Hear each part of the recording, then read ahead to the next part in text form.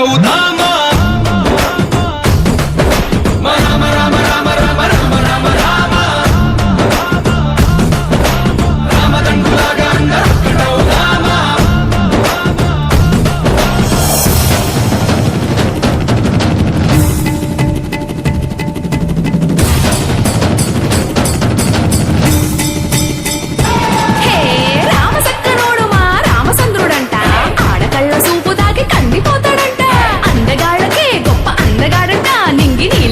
ఎవరికి చేతి కందడంట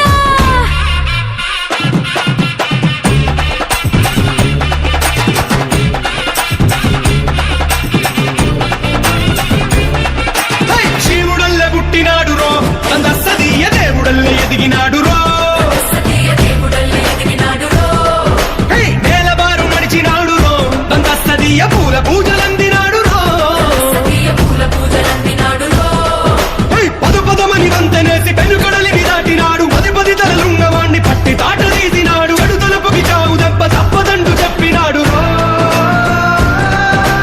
రామ రామ రామ రామ రామ రామ రామ రామదండులాగా అందరొక్కటవుదామా రామ రామ రామ రామ రామ రామ రామ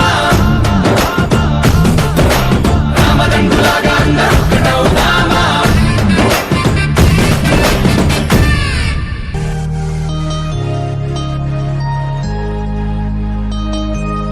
నమస్కారం. ఈరోజు అనగా ఏప్రిల్ 3వ తేదీ మనకు యొక్క ఆదర్శ హెల్పింగ్ అండ్ సేవా సంస్థ వారి నిత్యాన్నదాన శిబిరంలో